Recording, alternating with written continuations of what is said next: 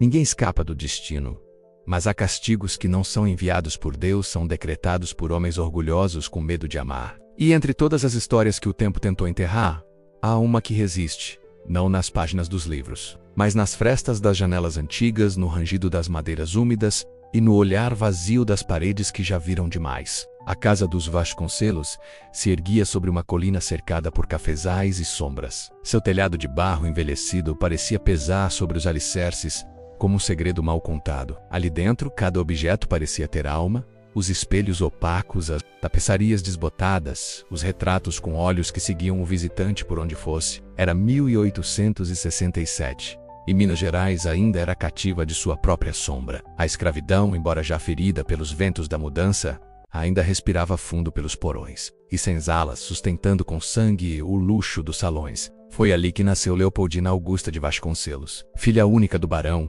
neta de senhores, descendente de uma linhagem que media sua nobreza pelas posses e pelos silêncios. Desde pequena foi ensinada a caminhar como se flutuasse, a sorrir, sem mostrar os dentes e a não fazer perguntas. Mas havia algo em Leopoldina que não obedecia às regras. Talvez fossem os olhos grandes, castanhos e levemente tristes, como os de quem nasceu para amar, mas foi ensinada a se esconder.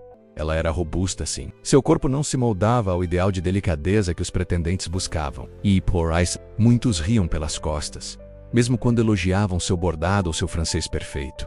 Ninguém ousava cortá-la do verdé. Era como se sua carne fosse uma ofensa, um erro da criação. E mesmo assim, havia nela uma beleza silenciosa, densa, que florescia à noite, quando caminhava pelo jardim com um livro apertado ao peito, sentindo o perfume das damas da noite e ouvindo ao longe os cantos tristes que vinham da senzala. Sua mãe, já morta, deixara-lhe o gosto pela leitura e o hábito de escrever cartas que nunca seriam enviadas. Leopoldina passava horas em seu quarto, entre papéis amarelados e vidros de perfume guardados como relíquias. Falava sozinha, cantava baixinho e escrevia com uma intensidade que não combinava com a frieza dos corredores da casa. Sonhava em ser vista, mas não como uma aberração ou uma decepção. Queria ser amada com olhos firmes, não com piedade. E foi nesse anseio que tropeçou. Naquela manhã, o perfume do jardim não aliviava a tensão do ar. Havia uma quietude estranha nos corredores. Os criados falavam baixo, os cavalos relinchavam sem razão e até o relógio de parede parecia bater mais lento. O barão estava de pé no salão principal, vestindo seu traje de linho escuro, com um colarinho engomado, apontando para o céu como uma lâmina. Seus olhos estavam fixos na porta. À sua frente, a filha tremia, os dedos trançados diante do ventre, os lábios trincados numa linha fina de arrependimento mal ensaiado. O motivo do escândalo era um bilhete, uma folha de papel mal dobrada. Escondida entre as páginas de um romance, o conteúdo, um encontro, um beijo, o nome José, um simples trabalhador da vila, operário da serraria, filho de lavradores libertos. O barão, ao descobrir, não gritou, não precisou. Doeu mais do que qualquer tapa. Ele acreditava que desonra não se corrigia com palavras, e por isso selou o destino da filha, com uma decisão que faria até os anjos hesitarem. Leopoldina havia manchado o nome da família com o gesto mais humano possível. Mas, para o barão, esse amor era pecado, era traição de sangue. A resposta dele foi rápida, cruel, implacável. Ordenou que ela fosse entregue. Como punição, como exemplo. Como escarneceu, o nome dele era Miguel. Ninguém sabia ao certo de onde viera. Alguns diziam que fora capturado ainda criança, outros juravam que ele tinha sangue nobre em outra terra. Era alto, de músculos densos e pele escura como o ébano. Seu olhar, no entanto, era o que mais inquietava. Calmo, firme, como se tivesse feito as pazes com a dor. Trabalhava na casa havia anos, sempre em silêncio, sempre eficiente. Nunca fora açoitado, não por bondade do Senhor, mas porque Miguel parecia intocável. Como se sua alma estivesse em outro tempo, era respeitado entre os outros escravizados, mas mantinha-se distante, como se soubesse que não pertencia a lugar algum. Sua presença era como uma rocha no meio da correnteza. Quando a criada lhe deu o recado, ele estava no galpão, lavando ferramentas. Ao ouvir a ordem, limpou as mãos na calça e assentiu. Não perguntou. Apenas caminhou em direção ao casarão, como quem atravessa um abismo. Ao chegar, encontrou Leopoldina sentada, as mãos frias, o olhar vazio. O barão não explicou, apenas apontou e disse: é tua, cuida como quiser. Aprende o que é ser desprezada. Isso aí, como se tivesse terminado uma equação. Entre eles, formou-se um silêncio antigo, como se já tivessem se encontrado em outra vida, como se a dor de um reconhecesse a do outro. Leopoldina não levantou os olhos. Miguel não ousou se aproximar. Eram dois corpos erguidos por feridas distintas. Dois mundos partidos forçados a conviver. O tempo, naquele instante, parou. A luz que entrava pela janela caía oblíqua, cortando o chão como uma lâmina dourada. O relógio do salão soava como uma prece abafada. E ali, naquele teatro de vergonha e vingança, nasceu o que o barão jamais poderia prever, o início de algo que nem o tempo soube nomear. Porque há histórias que não se explicam, menos apenas se sentem. E essa, embora comece com ódio, é feita de silêncio, de olhos desviados, de suspiros contidos, e de uma dor tão humana que, quando a conhecemos, é como se ela já estivesse dentro de nós.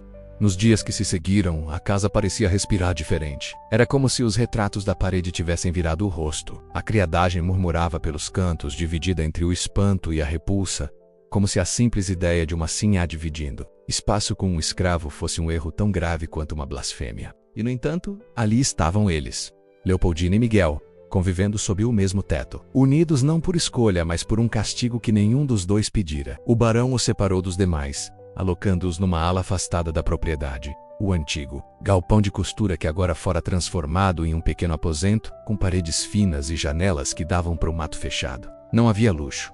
O chão era de tábua crua, o colchão raso, apenas uma bacia de louça, uma cadeira de palhinha e uma lamparina enferrujada compunham o cenário onde dois mundos colidiam em silêncio. Miguel dormia no chão, não porque alguém tivesse ordenado, mas porque assim escolheu. Leopoldina, encolhida no canto da cama, passava as noites sem dormir. Seus pensamentos giravam em círculos entre a vergonha, o medo e uma sensação nova desconcertante, que crescia a cada gesto contido de Miguel, menos aquele homem que nada dizia, mas tudo via. Durante o dia ele fazia o que sempre fez: lavava, limpava, carregava, cuidava da terra, dos animais, das reparações da casa, mas havia algo diferente agora. Miguel já não pertencia ao mundo de baixo, tampouco era aceito no mundo de cima.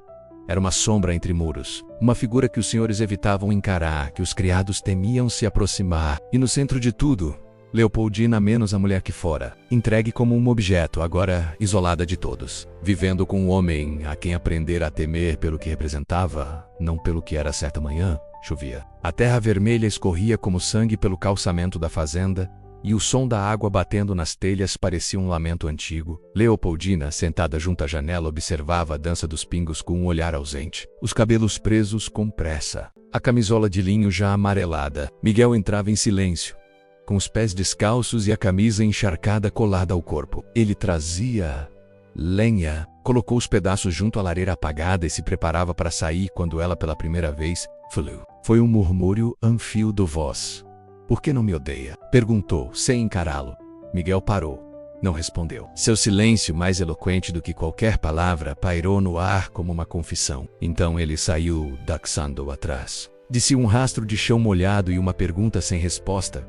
Naquela noite, o vento uivava entre as frestas do telhado como uma alma perdida. Leopoldina escreveu uma carta, não para enviar, mas para aliviar o peso do peito. Escreveu sobre sua infância solitária, sobre as vezes em que sonhara fugir, sobre o beijo roubado no pomar e a vergonha que sentia agora, não por ter amado, mas por ser vista como alguém que merecia ser punida por isso. Dobrou o papel e o escondeu sob o travesseiro. Do lado do fora, Miguel olhava o céu nublado como quem procura algum sinal. Seus pensamentos eram rios subterrâneos, profundos demais para emergir. Carregava em si uma história que ninguém sabia, uma dor antiga que o ensinara a não confiar, não esperar, não desejar. E, no entanto, algo naquela mulher, menos naquela mulher caída, humilhada, exilada em sua própria casa, menos começava a despertar nele. Uma lembrança muito enterrada. A memória de alguém que também já fora arrancado do seu lugar. Alguém que também já implorara, em silêncio, por um olhar que visse além da pele. O tempo passou sem pressa. Dias e noites se confundiam. A relação entre eles era feita de pequenos gestos. Miguel deixava água fresca ao lado da cama. Leopoldina passava a dobrar suas roupas lavadas com mais cuidado. Não falavam, não se tocavam, mas os olhos, esses, começaram a se encontrar. Não por desejo, ainda menos, mas por reconhecimento. Como dois náufragos que se avistam à distância, sabendo que, mesmo sem corda ou bote, já compartilham o mesmo mar. A notícia do castigo correu pela vila. Os vizinhos cochichavam nas sacristias e nas vendas. Alguns diziam que o barão enlouquecera, outros que era um ato de coragem. A maioria, no entanto, apenas evitava olhar nos olhos dos dois quando os viam de longe, menos como se temessem ver ali, naquele casal forçado, o reflexo da própria covardia. Mas dentro da casa dos Vasconcelos, o tempo continuava a fazer o que faz de melhor: transformar. E ainda que lentamente, sob o peso da vergonha, da memória e da solidão, algo novo começava a germinar.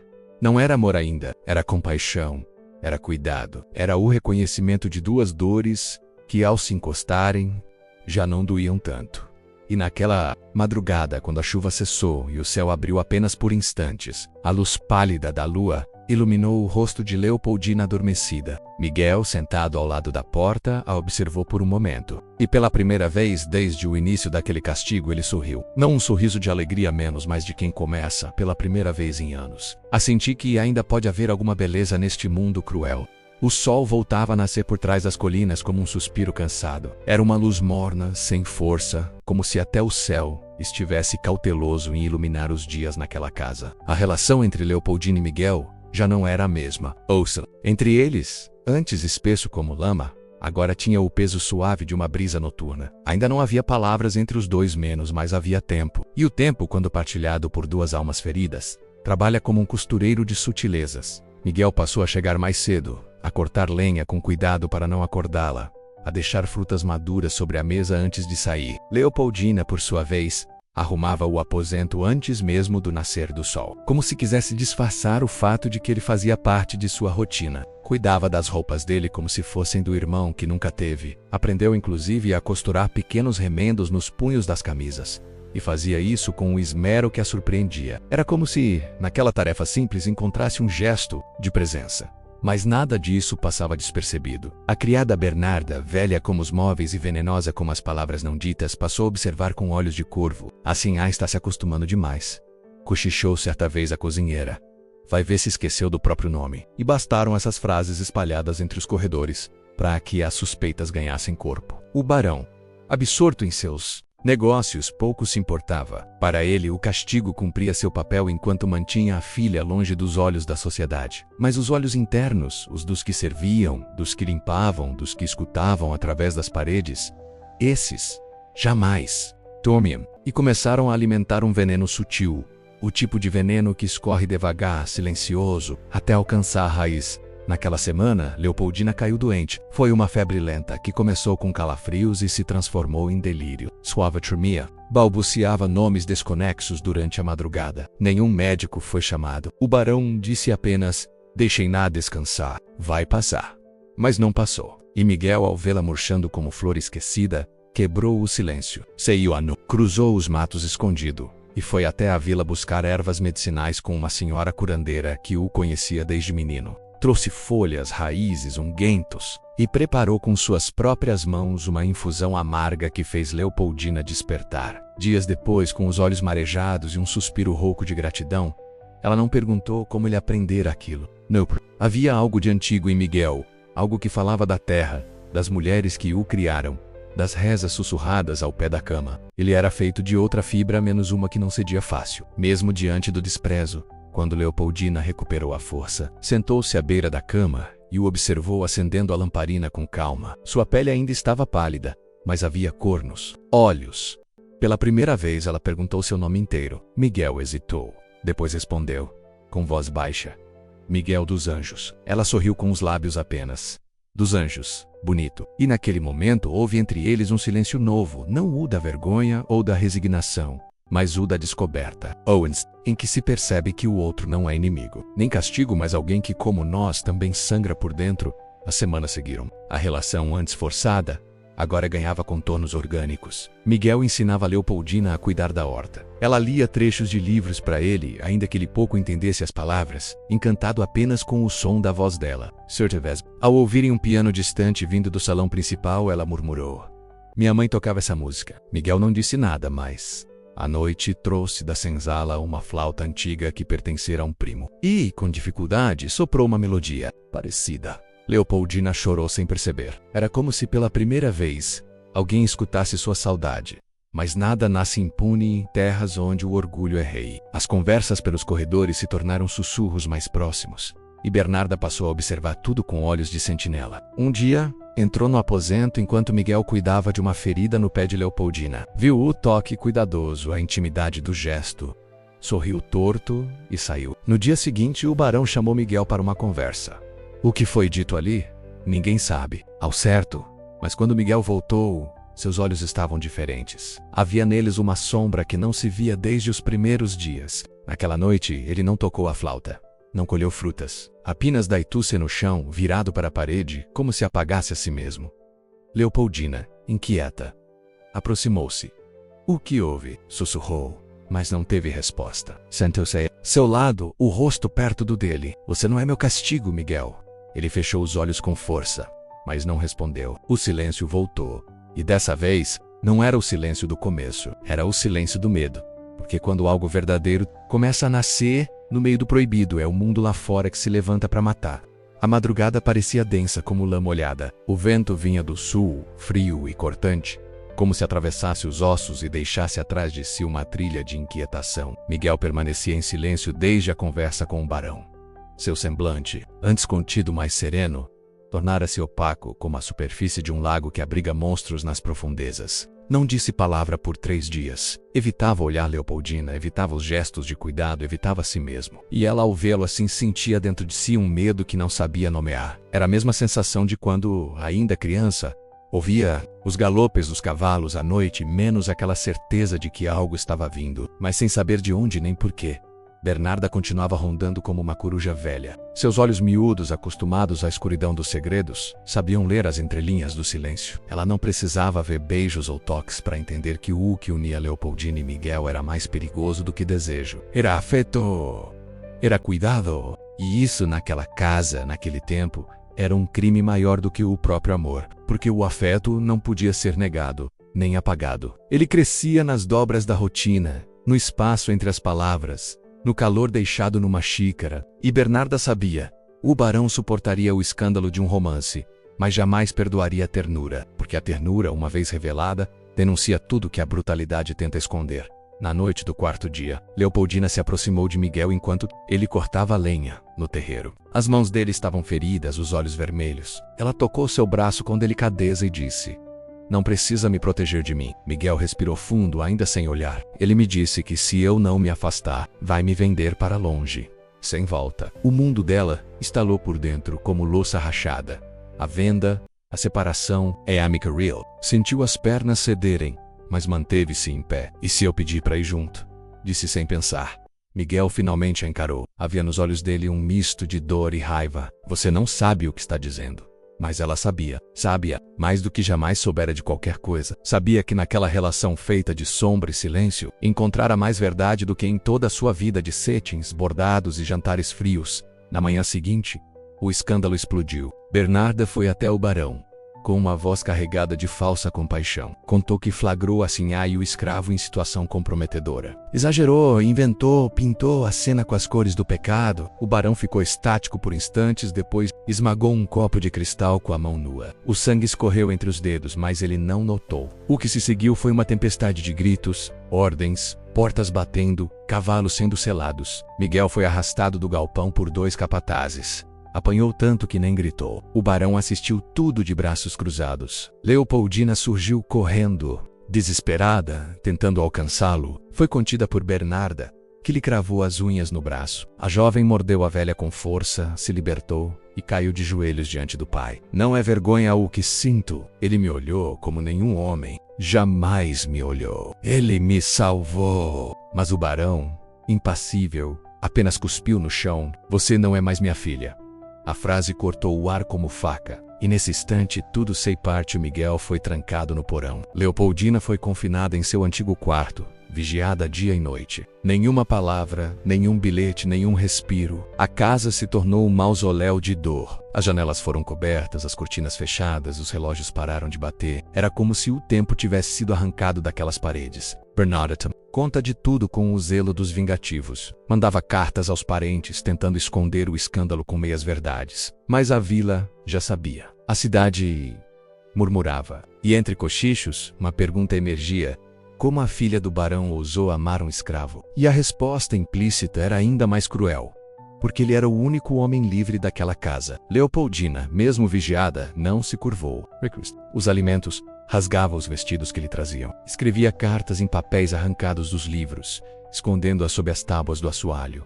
Cada letra era uma cicatriz. Miguel, se me levarem, fuja, mas se eu ficar, lute. O que temos não é sonho, é memória. Já vivemos antes, e talvez ainda vivamos. Quando o capataz descobriu uma dessas cartas, levou-a direto ao barão. Ele a leu sem expressão.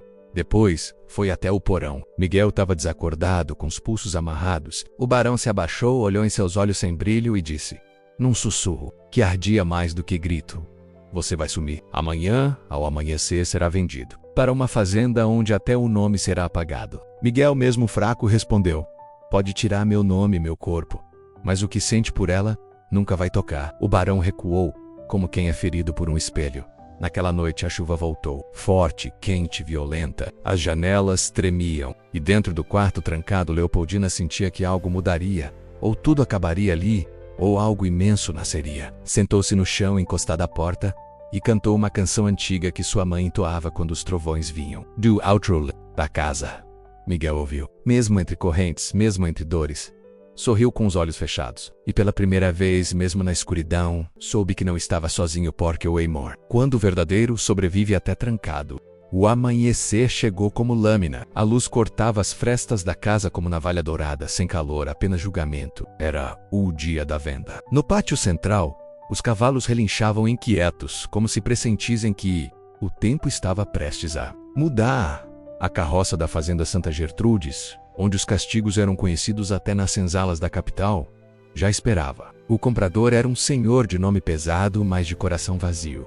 Trazia nas mãos o contrato e nos olhos a fome de domínio. Miguel, ainda preso ao porão, foi acordado com baldes de água fria. Estava fraco, com os pulsos inchados, os olhos fundos, mas seu espírito ainda queimava. A cada passo arrastado, ele lembrava do canto de Leopoldina, da carta escondida sob a tábua, do olhar que ela lhe dera naquela tarde no pomar. Quando ele regava as hortênsias e ela lhe ofereceu, pela primeira vez, um copo d'água com as próprias mãos. No quarto do alto, Leopoldina havia passado a noite em claro. Traçava com a unha palavras invisíveis na madeira. Tinha o rosto pálido, os lábios rachados e uma febre que lhe queimava os pensamentos.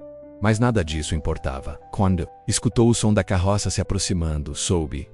Era agora ou nunca. E ali, trancada com um trinco de ferro e uma janela estreita, ela tomou a decisão que nenhuma mulher de sua classe ousaria sequer sonhar. Fugiria.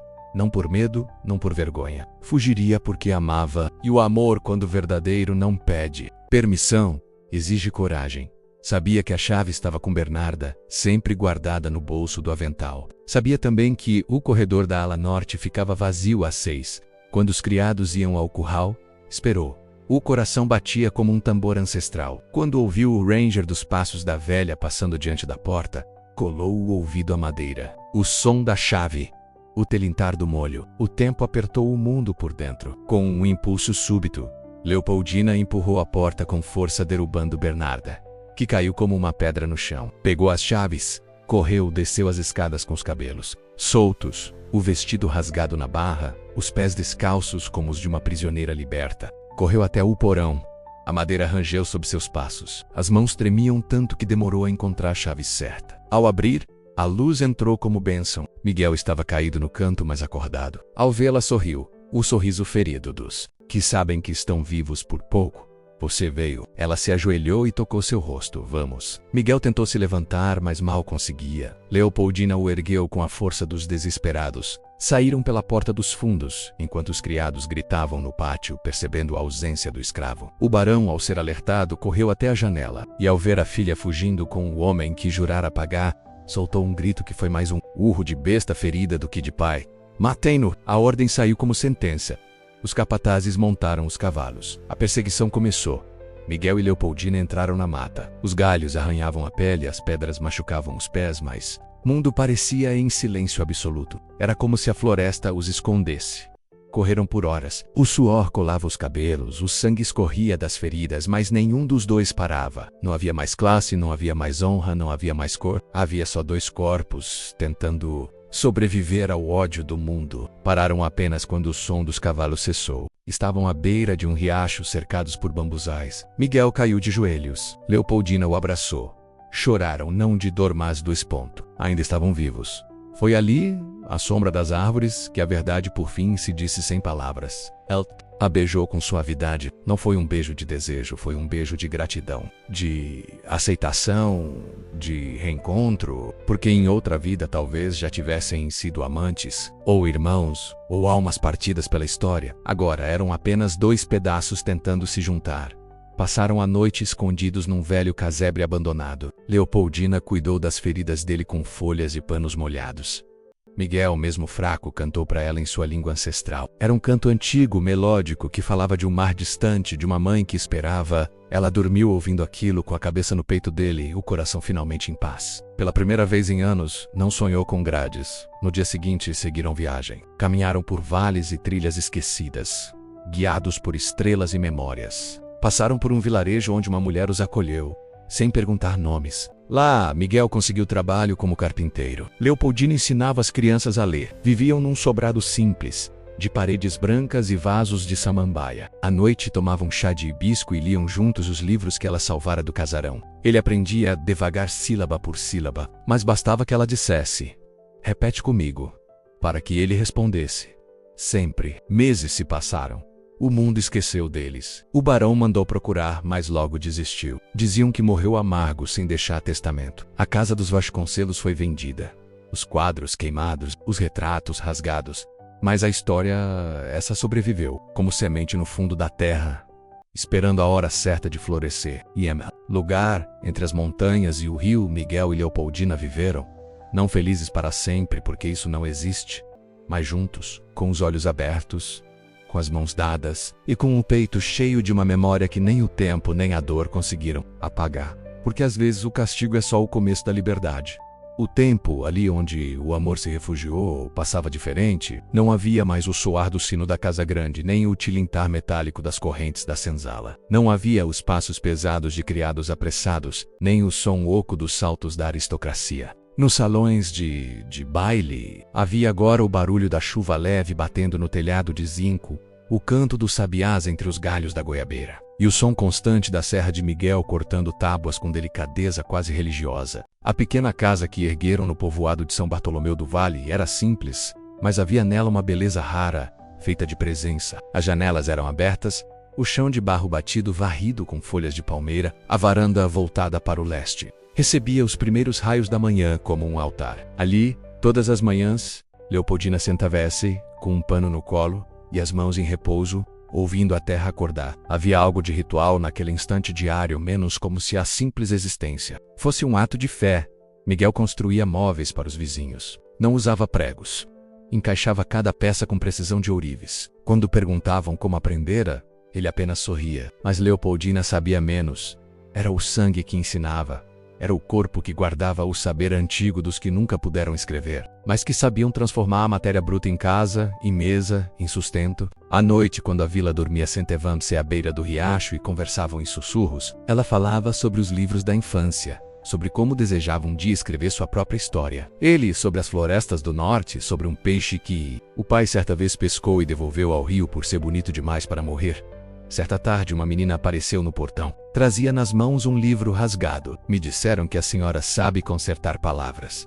Leopoldina riu com doçura. A menina se chamava Turiza. Tinha 10 anos, olhos grandes e curiosos, e vinha de uma família de lavradores que jamais imaginara que alguém como ela poderia aprender a ler. Mas Leopoldina a ensinou. E depois vieram outras. Crianças da vila, filhas de mulheres cansadas e homens calados, começaram a se reunir embaixo da goiabeira para ouvir histórias. Ela lia, explicava, mostrava as letras com paciência. E ao ensinar os outros, reaprendia a amar a si mesma, menos aquela mulher que fora chamada de castigo, de vergonha, de peso. Agora, era mestre, era guia, era referência. Miguel, ao vê-la ensinar, sentia um orgulho quieto, feito de silêncios bons. À noite, ela lia para ele os mesmos textos que lia para as crianças. E mesmo que ele demorasse a entender, cada palavra dita era um passo em direção à liberdade que nunca tivera. Um dia, ele escreveu o próprio nome, letra por letra, como quem semeia. Leopoldina segurou o papel e chorou. Não com tristeza, mas com um espanto alegre, como quem vê uma flor nascer no asfalto. Agora você existe aqui também, disse, apontando o papel. Sempre existi. Só não deixavam que me vissem, ele respondeu. As estações passavam. O pé de goiaba crescia. As crianças, agora já leitoras, faziam versos em pequenos cadernos. A vila chamava Leopoldina de Dona Lô. Chamavam Miguel de Mestre Miga. E mesmo sem saber seus passados, todos os respeitavam. Mas o passado, esse animal silencioso, nunca morre. Ele dorme, espera, e um dia desperta. Foi numa tarde de outubro que o passado voltou a bater a porta. Um homem chegou à vila montado num cavalo branco. Tinha as roupas sujas de viagem e os olhos fundos de cansaço. Carregava uma carta no bolso e uma lembrança no peito. Era filho de um antigo criado da casa dos Vasconcelos. Soubera do escândalo, da fuga, das buscas. Agora buscava paz para si e disse que vinha não como espião, mas como testemunha. Sentou-se à mesa com eles e contou. O barão morrera, sem herdeiros, sem testamento, sozinho numa casa vazia, onde até os retratos haviam sido cobertos com lençóis. Leopoldina escutou sem esboçar reação. Não sentia alívio nem dor, apenas uma estranha paz, menos como se algo finalmente tivesse sido encerrado. Miguel, por sua vez, foi até o quintal, pegou uma muda de árvore e a plantou diante da casa. Que cresça aqui o que lá foi destruído, disse. E naquele gesto selaram a história antiga com raízes novas. A partir daquele dia começaram a escrever suas memórias. Leopoldina redigia em cadernos encapados com tecidos floridos. Escrevia com detalhes a casa, o castigo, o beijo, no pomar a fuga, a flauta, a febre, o amor. Miguel lia cada página. Corrigia uma palavra, acrescentava outra, era um livro a 4 mãos, não para publicar, mas para deixar, para que um dia, se alguém encontrasse, soubesse que ali viveram dois que resistiram ao tempo e ao ódio, e que reinventaram o amor sem pedir permissão. Certa noite, sentado sob o céu limpo, Miguel perguntou, você se arrepende? Leopoldina demorou a responder. Depois disse, me arrependo de não ter fugido antes, de não ter te amado mais cedo. Ele sorriu, segurou a mão dela. Ainda temos tempo, e de fato tinham. Porque a vida, quando limpa do medo, volta a crescer como mato bravo, sem pedir licença, sem dar explicações. Nos meses que se seguiram, a casa se tornou abrigo. Gente de toda parte vinha ouvir histórias, buscar conselhos, pedir silêncio. Nunca recusavam. Havia em Miguel e Leopoldina uma força quieta, como de velhos que já viram demais e agora apenas acolhe. Um dia, uma mulher chegou com o filho nos braços. Vítima de violência, pediu ajuda, ficou. E aos poucos outros vieram. E foi assim, sem jamais dizer em voz alta, que fundaram um refúgio, um lar para todos os que, como eles, carregavam cicatrizes invisíveis. Anos depois, uma criança perguntou a Leopoldina, como você conheceu o amor? Ela respondeu sem hesitar. Foi quando parei de me perguntar se eu merecia. E apenas aceitei que ele estava ali, apesar de tudo. O menino sorriu, sem entender, mas anotou. Porque o amor, quando verdadeiro, é assim. Não precisa ser entendido. Os anos passaram como brisa mansa, menos sem pressa, sem alarde, mas com aquela firmeza que só o tempo conhece. E o que era abrigo se tornou farol. A casa de Miguel e Leopoldina, antes apenas refúgio, agora era conhecida na vila e em povoados vizinhos como lugar de palavra, de memória, de escuta. Gente de todos os cantos vinha ora para deconcer, ora para reaprender. Crianças cresciam correndo pelos corredores abertos, mulheres sentavam-se na varanda para costurar. E os homens vinham ouvir as histórias que Miguel contava ao entardecer. Histórias de barcos que cruzavam oceanos, de árvores que falavam com o vento, de escravos que fugiam com a ajuda das estrelas. Cada palavra dita era um antídoto contra o esquecimento. Leopoldina envelhecia com doçura. Os cabelos tornaram-se fios prateados que ela não escondia. Usava os mesmos vestidos simples, agora desbotados pelo tempo. E continuava sentando-se sob a goiabeira com um caderno no colo. Lia menos em voz alta, mas escrevia com mais frequência. Certa vez, disse a Miguel, escrevo para lembrar. Pouco. O mundo lá fora vive tentando apagar o que somos. E ele, olhando o quintal onde meninos e meninas brincavam, respondeu. Então escreve tudo, porque um dia vão tentar dizer que não foi verdade. A horta crescia ao redor da casa como uma moldura viva. Tinham couve, milho, inhame, sálvia, manjericão e dezenas de ervas que ela usava para curar febres e acalmar corações aflitos. Miguel ainda trabalhava com madeira, mas agora preferia ensinar. Meninos sentavam-se ao seu lado, aprendendo a segurar o formão, a respeitar o grão da madeira, a escutar o que o silêncio dizia. Ele repetia sempre, a madeira fala. Só escuta quem já sofreu calado. As noites eram longas e silenciosas. Dormiam-se, às vezes sem dizer nada, apenas se deitavam lado a lado, os dedos entrelaçados. Era amor sim, mas já não precisava ser nomeado. Era presença, era certeza, era esse tipo de amor que não se prova com gestos dramáticos, mas com a constância dos dias simples. Quando chovia, sentavam-se perto da janela e ouviam o som das gotas no telhado. Quando fazia sol, caminhavam até a margem do rio onde se beijaram pela primeira vez e ficavam ali, olhando a água correr, como se ali corresse também tudo o que viveram e tudo o que ainda esperavam viver. Foi numa dessas tardes que Miguel começou a tossir, uma tosse seca que no início parecia apenas cansaço, mas ela voltou dia após dia, noite após noite. Leopoldina percebeu antes dele. Começou a preparar chás mais fortes, a deixá-lo descansar mais. Ele sorria e dizia: velho, não adoece, só enfraquece por dentro. Mas ela sabia como quem sente o tempo encurtar. Miguel resistiu, como sempre fizera. Continuava ensinando, sorrindo, ajudando, mas havia um cansaço novo em seu corpo. O rosto magro, os olhos mais fundos, a pele que começava a perder a firmeza. Dia enquanto esculpia uma pequena caixa de madeira para guardar as cartas de Leopoldina, sua mão falhou. A lâmina cortou o dedo e o sangue caiu sobre a madeira. Ele olhou aquilo com espanto. É assim que acaba? Perguntou, quase para si mesmo. Leopoldina limpou o ferimento com delicadeza, como fizera tantas vezes. Não acaba, Miguel, se transforma. A caixa ficou pronta semanas depois. Era simples, pequena, mas perfeita. Dentro dela, Leopoldina guardou as primeiras cartas, os bilhetes trocados, um retalho do vestido da fuga, um pedaço de corda do porão, uma folha da goiabeira, uma foto tirada por um fotógrafo ambulante que passou pelo vilarejo. Era o relicário deles, e ela o mantinha perto da cama como um testemunho. Miguel começou a dormir mais. Passava tardes inteiras sob a sombra, escutando o vento. Dizia pouco, apenas observava. Um dia, Leopoldina sentou-se ao seu lado e perguntou: você tem medo? Ele sorriu, cansado. Tive por muitos anos, mas agora não. Parti, sei que você me lembra. Ela segurou sua mão. Eu te lembro em tudo, até no silêncio. Foi então que ele disse a frase que ficaria guardada para sempre. Você me fez homem. No por aim. Mas porque com você eu fui visto. Leopoldina chorou. Chorou sem esconder. Porque naquele instante entendeu tudo. O castigo, a fuga, a casa, os anos.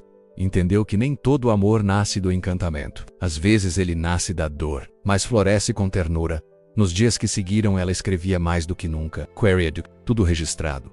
Não por vaidade, mas por urgência. Sabia que o tempo deles juntos começava a se inclinar para o fim, mas queria que o mundo, um dia, soubesse. Soubesse que o amor resiste, que o amor cura, que o amor, mesmo quando nasceu no chão da vergonha, pode crescer até tocar o céu. E foi assim que viveram menos cada vez mais quietos, cada vez mais unidos, como duas árvores que cresceram juntas, cujas raízes já não se separam mais sob a terra. A terra parecia respirar mais devagar, como se soubesse, como se sentisse os pássaros que antes saudavam o amanhecer com cantos vibrantes, agora chilreavam com certa timidez. O vento, que soprava entre os bambuzais com força nos meses de transição, agora andava com passos leves, arrastando folhas secas com a delicadeza de quem não quer incomodar. A casa, aquela casa feita de barro e amor, já não ecoava os mesmos sons. O som do serrote de Miguel silenciara. A voz calma, que lia nomes estranhos nos livros em francês, agora se calava por mais tempo. Os dias haviam se tornado longos, as manhãs densas e as noites carregavam o peso dos corpos que sabiam que algo estava por se romper. Miguel já não se levantava sozinho. Suas mãos, outrora firmes como raízes, tremiam, seus pés hesitavam nos primeiros passos do dia. A febre vinha como visita, indesejada, e o cansaço, esse companheiro traiçoeiro, recusava-se a partir. Mas ele sorria. Sorria sempre que via Leopoldina entrando com o chá nas mãos, com o lenço nos ombros, com aquele olhar que dizia tudo sem precisar dizer nada. Você ainda me ama mesmo assim? Ele perguntou uma tarde, quando ela trocava os panos da cama. Ela parou, virou-se devagar e respondeu: é agora que mais amo, porque agora você precisa ser amado, e eu posso. E aquilo o calou de emoção. Chorou, em silêncio como choram os homens que sempre esconderam as lágrimas. As crianças, sentavam-se ao pé da cama, contavam os acontecimentos da vila, cantavam canções inventadas. Miguel ouvia tudo, rindo com os olhos fechados. Dizia que quando partisse queria que plantassem uma árvore no quintal, uma daquelas que crescem mesmo sem água, que enfrentam vento e seca. Uma árvore que continue mesmo depois. Leopoldina anotava tudo agora. Cada frase dele, cada devaneio, cada lembrança solta que ele narrava entre delírios, o livro que escreviam juntos agora ganhava contornos de testamento. Mas não de morte, de amor. Os vizinhos passaram a visitar mais. Vinham com frutas, com orações, com silêncio. A presença deles era um abraço. A vila inteira sabia que Miguel estava partindo. E mesmo assim, ninguém tratava o momento como fim. Todos agiam como quem vela um altar. Porque Miguel não era apenas um homem. Era simple, não era Reis. Era a lembrança viva de que até do barro mais oprimido pode nascer abrigo. Numa madrugada de outubro, com a lua cheia iluminando a casa como uma bênção, Miguel pediu para ir até a varanda. Leopoldina o ajudou. Cobriu seus ombros com um chale, segurou suas mãos trêmulas. E ali, sentados lado a lado, viram o mundo em silêncio. Foi aqui que eu te vi pela primeira vez, ele disse. Não lá na casa do teu pai. Aqui, nesse chão, com esse vento. Ela não respondeu, apenas apertou sua mão. As estrelas brilhavam alto. E o céu, sem nuvens, parecia guardar espaço para alguma chegada. Se eu não acordar amanhã, você continua? Ele perguntou. Ela sentiu o coração estremecer, mas assentiu. Continuo, Miguel, por nós dois. Na manhã seguinte ele ainda respirava fraco, lento, mas vivo. Seus olhos buscaram os dela assim que o sol tocou o chão do quarto. Soramsay era um adeus que não precisava ser de... À tarde, adormeceu e não acordou. O coração parou como um pássaro que decide descansar. Sem dor, sem medo. Apenas partiu. Leopoldina ficou ali sentada ao seu lado. Por horas, não chorou, não gritou. Apenas o olhou, o rosto sereno, os lábios ainda com o contorno do último sorriso. Então, com mãos firmes, fechou-lhe os olhos. Obrigada por ter me visto. O velório foi no jardim. Sob a goiabeira vieram todos. Em silêncio, as crianças cantaram a música que ele ensinara. Os homens trouxeram pedaços de madeira que Miguel havia esculpido ao longo dos anos. As mulheres trouxeram cartas escritas por Leopoldina, guardadas como relíquias, e então enterraram Miguel sob a árvore mais antiga da vila. No lugar onde o sol primeiro tocava a terra, nos dias que se seguiram, Leopoldina andava devagar. Comia pouco, dormia pouco, mas escrevia muito. O livro ganhou outro ritmo, passou a ser escrito para Miguel. Cada frase era uma conversa com ele. Hoje a chuva veio cedo, você sempre dizia que era sinal de mudança. Acho que você tinha razão, a goiabeira está carregada. As crianças te chamam de árvore agora. Sinto sua ausência como se fosse presença demais. Me visita nos sons, nas luzes, nos intervalos entre as palavras. Meses depois, quando o livro ficou pronto, ela o enterrou ao lado da raiz da árvore. Está aqui, o que fomos. Que ninguém precise acreditar, mas que a terra jamais esqueça. E naquele ato, selou o luto com amor. Leopoldina seguiu, não como antes, mas como quem carrega em si um mundo. Continuou ensinando, escrevendo, acolhendo, nunca mais se casou. Nunca mais chamou outro nome com tanto amor. Mas viveu, com a certeza de que havia sido amada, e de que havia amado até o fim. E isso, na vida, é mais do que a maioria pode dizer. Quando morreu anos depois, já muito velha, pediram a ela um último desejo. Enterrem-me ao lado dele, disse. E foi feito. 2 árvores cresceram ali. Uma goiabeira e uma acácia. Seus galhos com o tempo se entrelaçaram. Ninguém sabia dizer onde terminava uma e começava a outra. E até hoje, quem passa por aquele jardim sente um silêncio diferente. Um silêncio cheio. Um silêncio de lembrança. Porque onde há raízes assim há história. E onde há história, o amor jamais morre.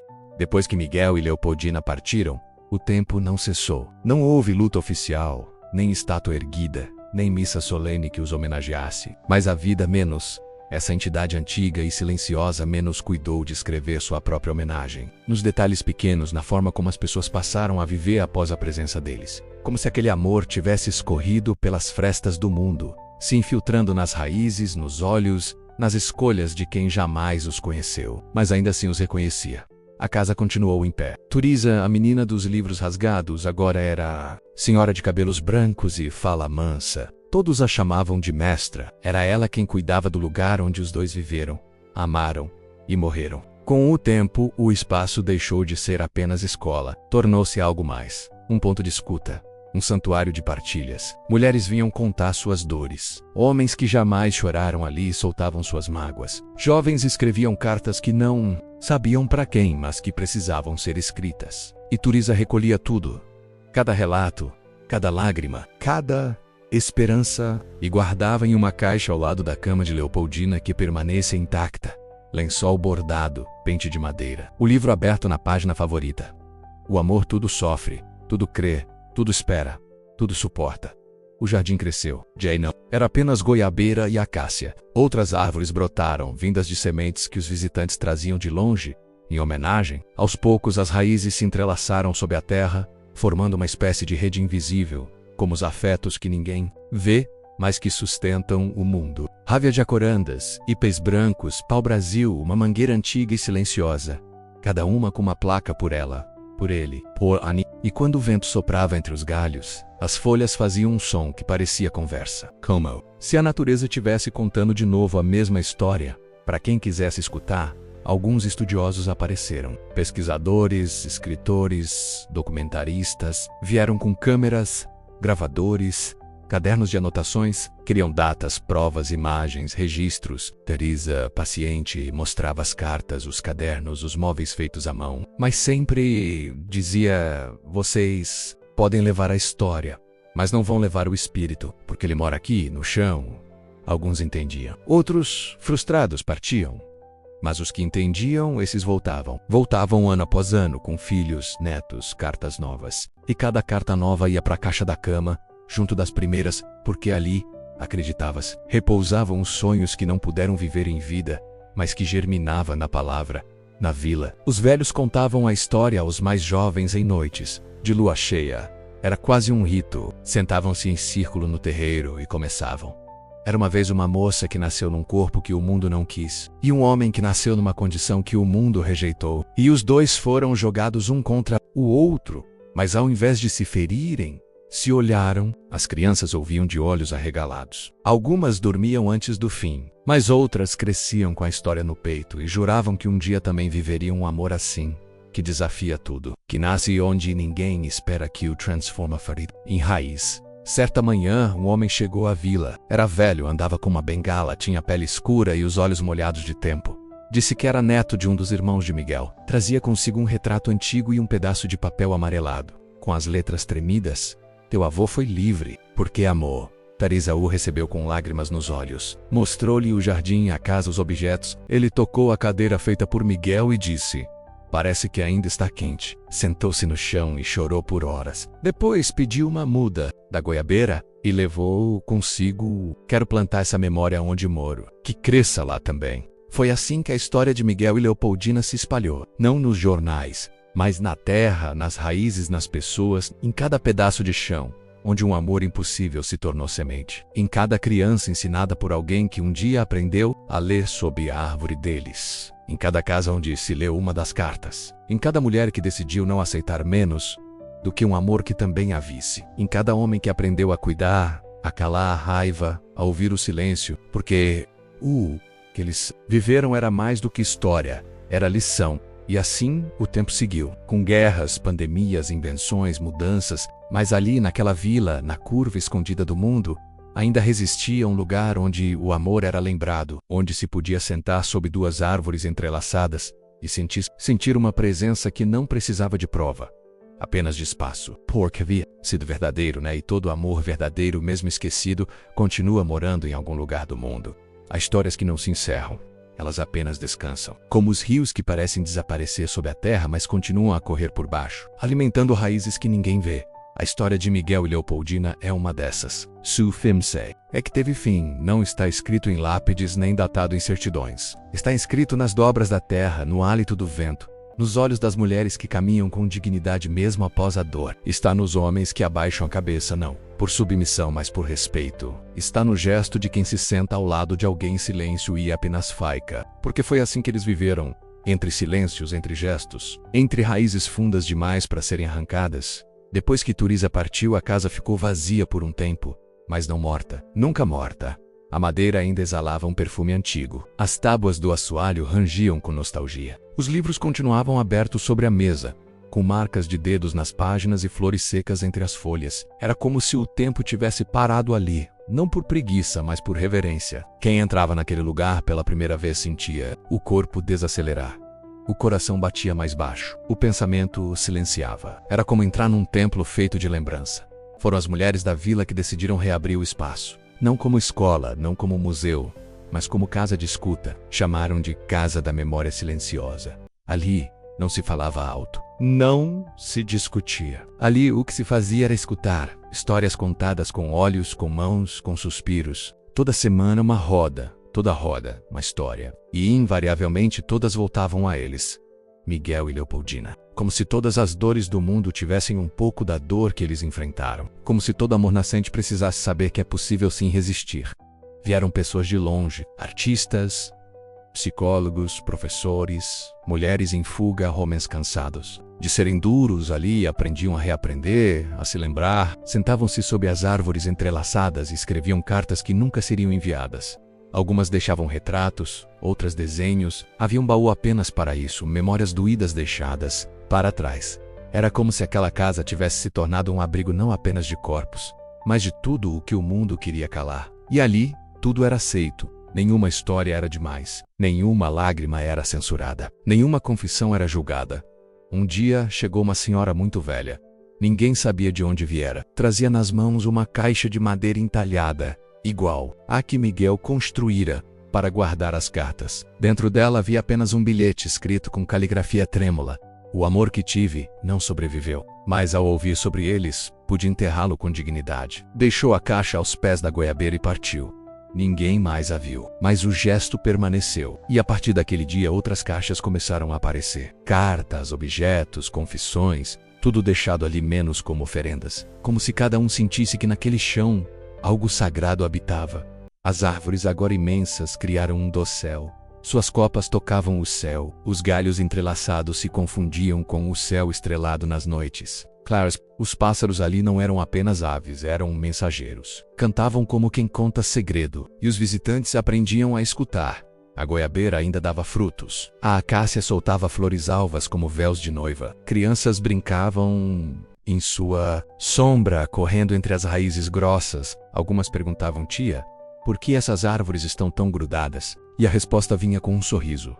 Porque elas se amavam antes de saber que eram árvores. Certa vez, chegou um rapaz com uma câmera. Queria fazer um filme. Pedia imagens, entrevistas, dramatizações, mas ao entrar na casa, parou, sentou-se no chão e chorou. Chorou como quem encontra algo perdido dentro de si. Quando se levantou, disse: não preciso filmar. Preciso viver isso, e ficou por semanas. Ajudou a varrer o quintal, a cuidar do jardim, a pintar as janelas. Disse que era a primeira vez que escutava silêncio de verdade. No aniversário de 100 anos da fuga de Miguel e Leopoldina, houve uma vigília. Não houve discursos, não houve homenagens, apenas velas acesas ao redor das árvores. Cadernos deixados abertos, pessoas sentadas no chão, em silêncio, algumas segurando cartas, outras abraçadas a travesseiros. Era como se o mundo tivesse parado por instantes para apenas sentir. Sentir o que é amar apesar do medo. Sentir o que é viver mesmo sem permissão. Sentir o que é existir quando tudo à volta grita que você não deve. E foi ali, entre as velas e as sombras, que alguém disse a frase que viraria mantra: eles não foram heróis, foram humanos. E isso é muito mais difícil. A frase ficou na parede da casa, bordada em pano, escrita em muros, tatuada em peles. Porque o que Miguel e Leopoldina viveram não foi conto de fadas. Foi vida real, cheia de dor, de vergonha, de silêncio imposto, mas também cheia de beleza, de cuidado, de afeto. Uma história que começou com humilhação e terminou com semente. Uma travessia que ensinou ao mundo que o amor não precisa de autorização para florescer. Hoje, se você for à vila, encontrará uma placa de madeira na entrada da estrada. Nela não há mapas, apenas palavras. Se você está cansado, venha. Aqui, até o silêncio cura. E quem segue por esse caminho, mesmo sem saber quem foram Miguel e Leopoldina, sente algo no peito se abrindo. Uma lembrança que não viveu. Um amor que reconhece. Uma paz que só existe onde o tempo foi vencido pela ternura. Porque o que eles deixaram para trás não foi apenas memória. Foi um jeito novo de existir. E isso não morre nunca.